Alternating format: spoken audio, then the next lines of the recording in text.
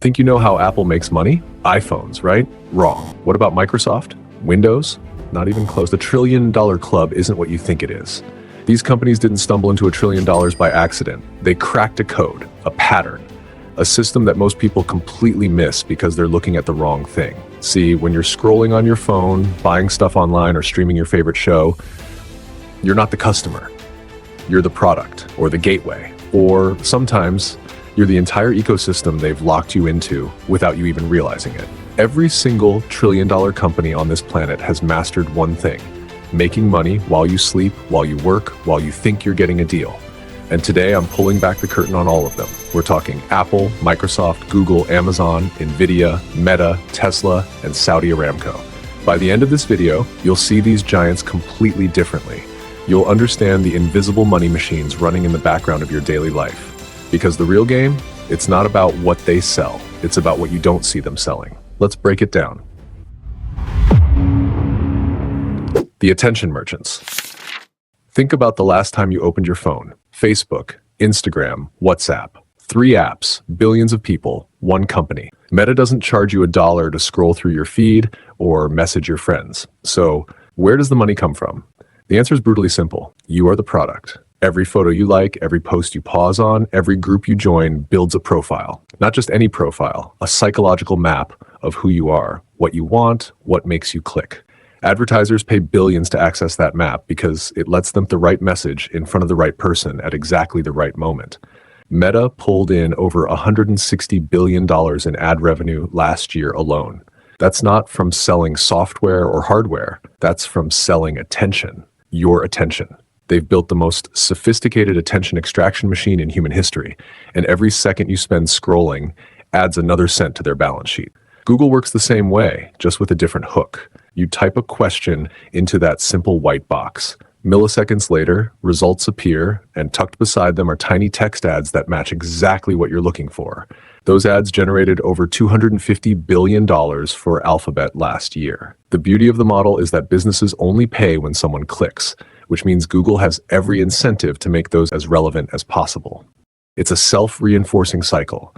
Better ads mean more clicks mean more money means better algorithms, and better algorithms mean even better ads. YouTube, also owned by Google, is now a revenue monster on its own.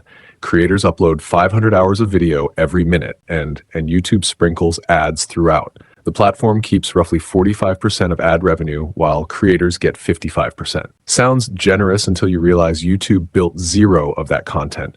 They simply created the infrastructure and let everyone else fill it with videos, while they collect nearly half the earnings. The cloud landlords.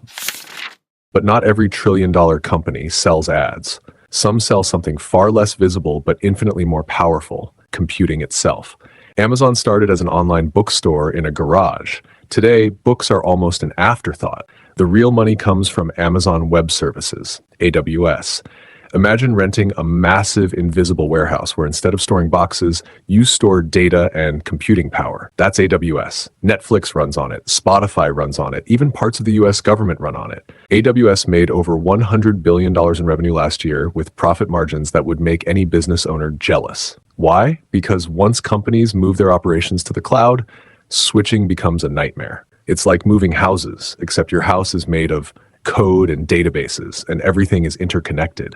The switching costs are astronomical, so customers stay, and Amazon keeps collecting rent month after month, year after year. Microsoft pulled off the same transformation, just from a different angle. In the 1990s, Microsoft sold boxed software. You bought Windows, installed it, and that was that. Under CEO Satya Nadella, Microsoft shifted to Azure, their cloud platform, and turned everything into subscriptions. Word, Excel, PowerPoint, all now part of Microsoft 365, a monthly fee instead of a one-time purchase. Azure now competes head-to-head with AWS, and Microsoft's cloud business brings in over $130 billion annually.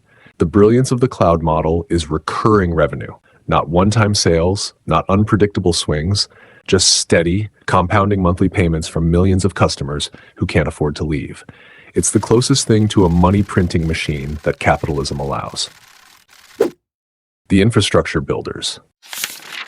Some companies don't sell directly to you at all. They sell to the companies that sell to you. That's where the real fortunes hide. Nvidia makes chips. Not just any chips, GPUs, graphics processing units. For years, gamers bought them to run video games at high frame rates. Then in 2012, researchers discovered these same chips could train AI models faster than anything else on the planet. Suddenly, every tech company on Earth needed NVIDIA's hardware. Demand exploded. NVIDIA's revenue hit $96 billion last year, up from $27 billion just 2 years earlier. Profit margins hover above 70%, meaning for every dollar of sales, they keep 70 cents. How is that possible? Because no one else can make chips that perform like theirs, at least not yet. They've built a moat so wide that even giants like Google and Amazon, who are designing their own AI chips, still buy NVIDIA's by the truckload. TSMC sits even further back in the chain. They don't design chips, they manufacture them. Apple, NVIDIA, Qualcomm, AMD, they all send their blueprints to TSMC, and TSMC turns those blueprints into physical silicon, using machines so advanced they cost over $150 million each. The most cutting-edge chips in your iPhone, the processors in the latest AI data centers, they all come from TSMC's factories in Taiwan. TSMC's revenue topped $75 billion last year with gross margins near 60%. They make the chips that power the phones, that run the apps, that show the ads, that generate the revenue for half the companies on this list. And because building a chip factory takes years and tens of billions of dollars, competitors can't just appear overnight. TSMC isn't a tech company. They're an infrastructure monopoly disguised as a tech company. The energy anchors. Not every trillion-dollar company lives in Silicon Valley. Some sit on deserts halfway around the world, pumping black gold out of the ground. Saudi Aramco isn't sexy. It doesn't have an app. It doesn't disrupt industries. It just pumps oil. Roughly 10 million barrels a day. That oil powers cars, planes, ships, factories, basically everything that moves. In a world still overwhelmingly dependent on fossil fuels, Aramco is the dealer everyone needs. The company made over $160 billion in profit last year, more than Apple, more than Microsoft, more than any company on Earth. Their production costs are among the lowest in the world, around $3 per barrel, which means even when oil prices dip, they still print money.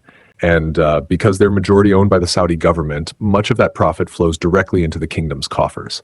People love to talk about the future of clean energy, and it's coming, but slowly. Until batteries get better and grids get greener, the world runs on oil, and Aramco sits at the center of that flow. It's not exciting, but it's brutally effective. The hardware empires. Then there's Apple, a company that somehow convinced the world to pay $1,000 for a phone every 2 years. Apple doesn't sell the cheapest products. They don't even sell the most cutting-edge products. What they sell is an ecosystem. Once you buy an iPhone, the Apple Watch makes sense. Once you have the watch, AirPods fit perfectly. Add a MacBook and everything syncs seamlessly. Before you know it, you're locked in, and switching to Android or Windows feels like speaking a different language. Apple made $391 billion in revenue last year, with $96 billion coming from services like iCloud, Apple Music, and the App Store. That service revenue is almost pure profit because there's no physical product to manufacture. They built the platform, and now they collect 15 to 30% of every transaction that happens on it. Developers complain, regulators investigate, but the money keeps rolling in. The iPhone still accounts for over half of Apple's revenue, but the real genius is how they've layered subscription services on top of hardware. You don't just buy an iPhone once, you pay for iCloud storage every month, stream Apple TV Plus every month, subscribe to Apple Music every month. It's recurring revenue stacked on top of product sales, and it's devastatingly effective. Tesla took a different path. They didn't just build electric cars. They built a belief system. Elon Musk turned Tesla into more than a company, into a movement. Early adopters weren't just buying cars, they were buying into the future. Tesla made $97 billion in revenue last year, mostly from selling vehicles. But the margins on those cars are better than traditional automakers because Tesla controls the entire supply chain, from battery production to software updates. And unlike Ford or GM, Tesla's cars get better over time through over-the-air updates. It's more like owning a smartphone on wheels than a traditional vehicle. The real long-term bet isn't just cars, it's energy storage, solar panels, and potentially autonomous robo-taxis. If Tesla cracks full self-driving, every car becomes a potential revenue generator, driving strangers around while you sleep. That's the dream. And it's why investors still value the company at over $1 trillion despite delivering fewer cars than Toyota. The lesson hidden in plain sight. Now, here's where this gets interesting. All these companies, different industries, different business models, but they share one thing in common. They've mastered leverage. That word, leverage, is thrown around a lot, but most people don't understand what it really means. Leverage is getting more output from less input. It's working smarter, not harder. And every trillion-dollar company has found a way to leverage something. Attention, computing power, network effects, infrastructure, energy, ecosystems. This idea connects directly to something I read recently in a book called The 4-Hour Workweek by Tim Ferriss. If you haven't read it, you absolutely should. I've linked it in the description below. And honestly, it's one of those books that shifts how you think about work and money. Ferriss talks about how to escape the 9-to-5 grind by building systems that work without you. And that's exactly what these trillion-dollar companies have done at scale. They've built systems, platforms, ecosystems that generate money while they sleep. Amazon doesn't manually process every order. Algorithms do. Google doesn't personally answer every search query. Software does. These companies built machines, not in the factory sense, but in the business model sense, that run 24/7, generating revenue with minimal human intervention. That's leverage. That's the game. If you're serious about understanding money, about building wealth, about thinking differently, grab that book. The link is in the description. Trust me, it's worth every minute you spend reading it. The patterns you can't ignore. So what can we learn from all this? A few things stand out. First, recurring revenue beats one-time sales. Subscriptions, services, cloud infrastructure, they all generate steady, predictable income. That predictability lets companies invest more, grow faster, and dominate longer. Second, own the platform. Apple, Google, Amazon, they don't just sell products. They control the platform where transactions happen, and they take a cut of everything. It's the difference between owning a store and owning them all. Third, switching costs are everything. Once a customer is locked into your ecosystem, whether it's software, hardware, or cloud services, leaving becomes painful. High switching costs mean high customer lifetime value, and that's where the real money lives. Fourth, margins matter more than revenue. NVIDIA and TSMC have smaller revenue than Walmart, but their profit margins are astronomical. They keep most of what they make because they sell things no one else can provide. Scarcity drives margins, and margins drive wealth. Before we wrap up, I want to give you something. I've put together a free ebook on personal finance that breaks down the fundamentals of building wealth, understanding money, and making smarter financial decisions. It's in the description box right below this video. Download it, read it, and start applying the principles. Knowledge is only power if you use it. The $1 trillion takeaway. These companies didn't stumble into $1 trillion valuations. They engineered them. They found leverage points in the economy, dug in deep, and refused to let go. Some sell attention, some sell infrastructure, some sell ecosystems, but they all sell something the world can't easily live without. You and I might never build $1 trillion company, but we can learn from how they think. We can apply leverage in our own lives. We can build systems instead of trading time for money.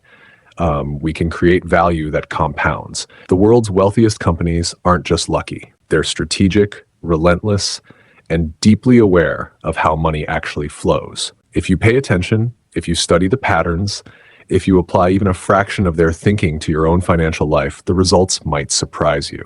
That's how $1 trillion companies make money. Not through magic, but through systems, leverage, and an obsessive focus on building moats that competitors can't cross. The question is, what will you build?